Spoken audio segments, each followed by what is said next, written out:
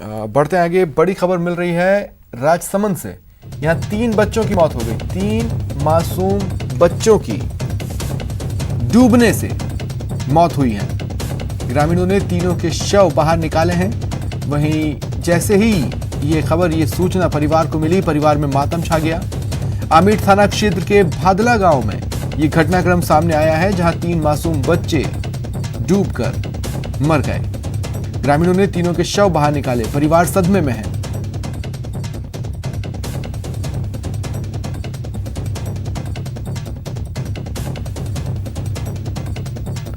राजसमंद के आमेठ थाना क्षेत्र के भादला गांव में यह घटनाक्रम सामने आया है, जहां 3 बच्चों की डूबने से मौत हो गई।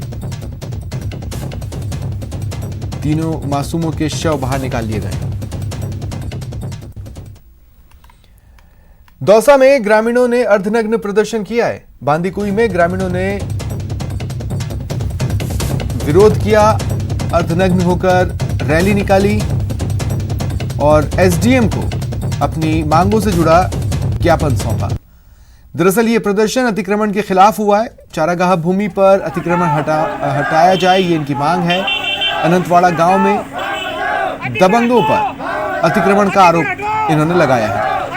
चारागाह भूमि पर हो रहे अतिक्रमण को हटवाने की मांग को लेकर आज दौसा के बांदीकुई में अनूठे अंदाज में प्रदर्शन हुआ।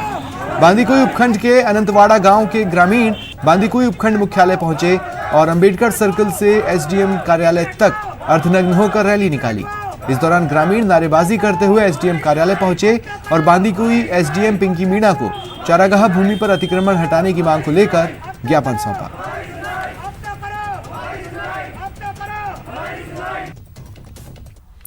और विरोध से जुड़ी, प्रदर्शन से जुड़ी ये 3 तस्वीरें हैं आपके टीवी स्क्रीन पर। आप देख सकते हैं किस तरह से इन लोगों ने अर्धनग्न होकर प्रदर्शन किया, रैली निकाली और फिर एसडीएम को ज्ञापन सौंपा।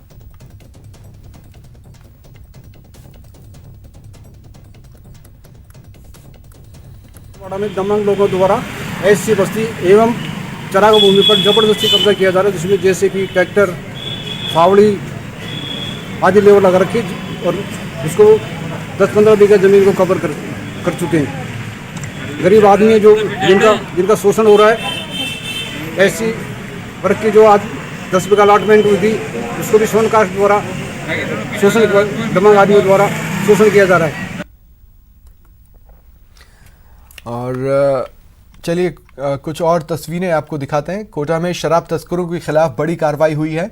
3 आरोपियों को गिरफ्तार किया गया। भारी मात्रा में शराब और जीप बरामद हुई है। अनंतपुरा के जगपुरा में पुलिस ने छापा मारा।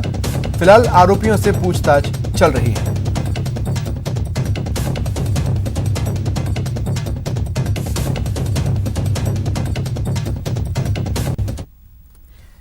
भारतीय सियासत में किसान सबसे अहम कड़ी है। यही वजह है कि विपक्ष किसान विधेयक से जुड़े बिल का संसद में विरोध कर रहा है। ऐसे में बिहार में होने वाले विधानसभा चुनाव से ठीक पहले प्रधानमंत्री मोदी ने खुद ही इस विरोध के खिलाफ झंडा उठा लिया है। किसान और ग्राहक के बीच जो बिचौलिए होते हैं, जो किसानों की कमाई का बड़ा हिस्सा खुद ले लेते हैं, उनसे बचाने के लिए विधेयक लाए जाने बहुत आवश्यक थे। ये विधेयक किसानों के लिए रक्षा कवच बनकर के आए हैं।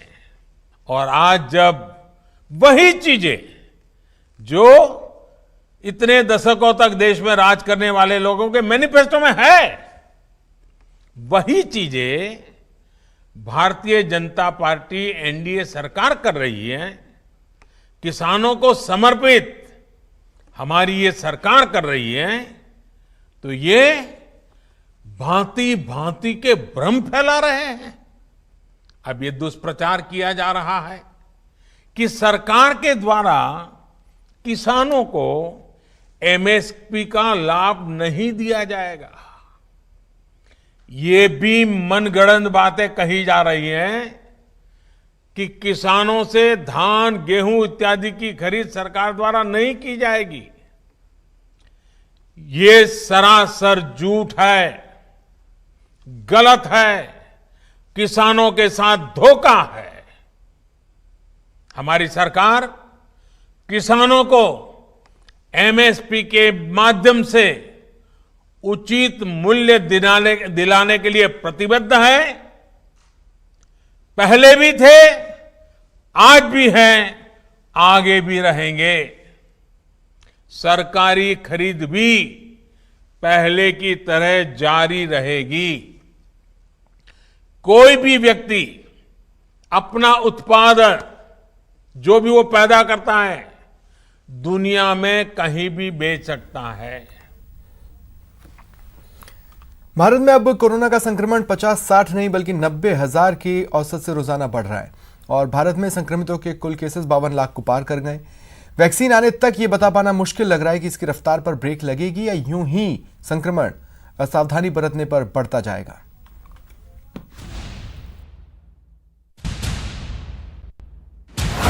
देश में कोरोना का कहर जारी, रोजाना मिल रहे हैं लाख के करीब मरीज। देश में कोरोना का संक्रमण लगातार फैलता ही जा रहा है। अब तो हालात ये हैं कि रोजाना 90,000 की औसत से नए मामले सामने आने लगे हैं। बीते 24 घंटे में भी कोरोना के 96,424 नए मामले सामने आए हैं। इस बढ़ोतरी के बाद देश में कोरोना से संक्रमित होने वालों की संख्या 52,14,000 के पार पहुंच चुकी है। हालांकि इसमें 41,12,000 से ज्यादा कोरोना से पीड़ित लोग स्वस्थ भी हो चुके हैं, जबकि कुल संक्रमितों में से 84,000 से ज्यादा लोगों की मौत हो चुकी है। इसमें राहत की बात यह है कि अब कोरोना से मृत्यु दर गिरकर 1.62% हो गई है और स्वस्थ होने की दर बढ़कर 79% हो गई है। हमारी दुनिया में सबसे कम मोर्टालिटी रेट है और अभी हमारा लक्ष्य है कि हम इस मोर्टालिटी रेट को 1% से भी जो है कम पर ले जाना चाहते हैं। इस बीच बता दें, भारत में 3 वैक्सीन के ट्रायल के अच्छे नतीजे भी देखने को मिले हैं और सब कुछ ठीक रहा तो अगले साल की शुरुआत में देश में टीका भी उपलब्ध हो जाएगा।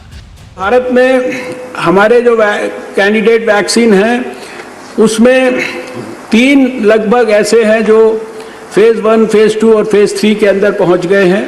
हमारे को उम्मीद है कि अगले साल के शुरुआत के अंदर हमें भारत के अंदर वैक्सीन उपलब्ध हो जानी चाहिए। लेकिन यहाँ स्वास्थ्य मंत्री ने साफ किया कि जब तक वैक्सीन लग नहीं जाता तब तक सावधान रहना जरूरी है कि वैक्सीन जब आएगी और वैक्सीन भी जब आएगी तो वो कोई जादू की तरह 1 मिनट में जो है सारे 135 करोड़ लोगों को लगाकर इम्यूनिटी नहीं दे पाएगी। उसके अंदर भी समय लगेगा। वैक्सीन के आने तक कम से कम हम प्लीज कंक्लूड करें, मास्क और 2 गज की दूरी को सबसे बड़ी सोशल वैक्सीन समझें। साफ है, सोशल वैक्सीन यानी 2 गज की दूरी और मास्क ही अभी कोरोना से बचने के अहम उपाय हैं। इसलिए जब तक टीका नहीं आ जाता और लग नहीं जाता, खुद भी सावधान रहिए और दूसरों को सावधान करिए। Bureau report, news 18 network. और अब बात प्लास्टिक की बोतलों से बने वर्टिकल गार्डन की, जो दीवारों की खूबसूरती बढ़ाने के साथ साथ पर्यावरण के लिहाज से भी काफी अहमियत रखता है। खूबसूरत पौधों से सजी ये दीवार किसी का भी पल भर में मन मोह ले रही है। तस्वीरें जम्मू की हैं और पौधों और लताओं से सजी ये दीवार दरअसल वर्टिकल गार्डन है।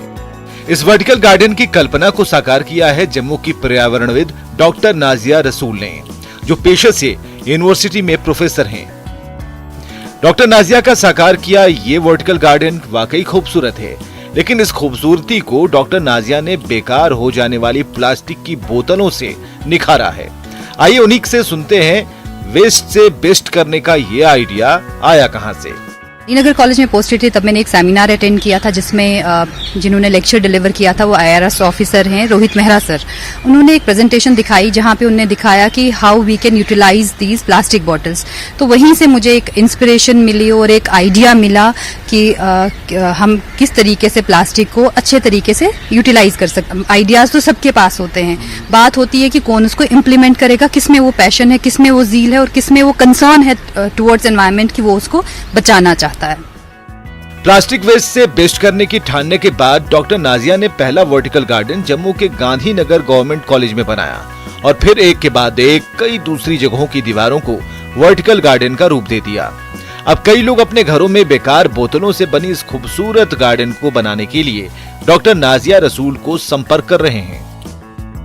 मैंने सब गांधीनगर कॉलेज में बनाया है, ये गांधीनगर स्कूल में बना हुआ है, यहाँ पुलिस पब्लिक स्कूल में बना हुआ है, डिफरेंट घरों में बना है, परेड कॉलेज में बना है, यहाँ पे बना है, इवन यूनिवर्सिटी में भी, और different departments are approaching me to implement this, to replicate this vertical garden at their own places. हम हमारे अलावा जो भी यहाँ से गुजरता है 1 मिनट इसके लिए ज़रूर रुक जाता है देखने के लिए। सभी लोग इसके साथ सेल्फीज खींचते हैं, तो इसकी एक एस्थेटिक वैल्यू है। बट अपार्ट फ्रॉम दैट, अगर मैं एज ए बॉटनी स्टूडेंट देखूं तो मेरे लिए ये और ज़्यादा इम्पॉर्टेंट है, because we are the plant lovers. ये गार्डन न सिर्फ खूबसूरत है बल्कि ये लोगों को सुकून देता है, साथ ही पर्यावरण के लिहाज से बेहतर भी है।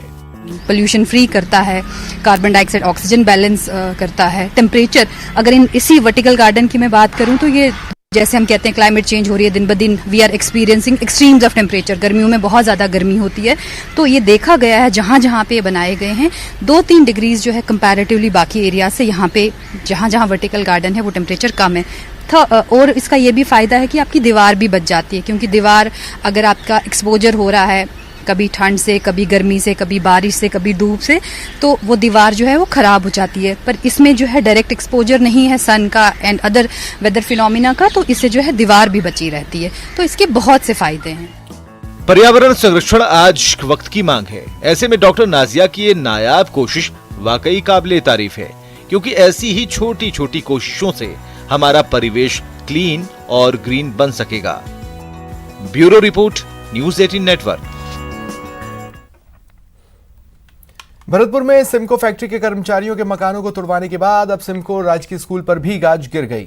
शिक्षा विभाग ने सिमको स्कूल की बिल्डिंग को जर्जर बताकर तुड़वा दिया और अन्य स्थान पर स्कूल को मर्ज कर दिया, जिससे न केवल स्कूल के बच्चे परेशान हैं बल्कि आसपास रहने वाले लोगों की परेशानी बढ़ गई है। कोटा नगर निगम ने ऑफलाइन जन्म प्रमाण पत्र बनाना बंद कर दिया है। इसके बाद आमजनों की मुश्किलें बढ़ी हैं। ऑफलाइन जन्म प्रमाण पत्र बनना बंद होने के बाद लोगों को ऑनलाइन ई मित्र केंद्र पर जाकर इसे बनवाना पड़ रहा है। ऐसे में 1 रुपए में बनने वाला जन्म प्रमाण पत्र बनवाने के लिए ई मित्र केंद्रों पर 250 रुपए से लेकर 300 रुपए तक खर्च करने पड़ रहे हैं। इस आर्थिक भार के बावजूद भी जन्म प्रमाण पत्रों में कई तरह की त्रुटियां आ रही हैं। ऐसे में लोगों ने मांग की है कि जन्म प्रमाण पत्र की प्रक्रिया नगर निगम प्रशासन ऑफलाइन फिर से चालू करे।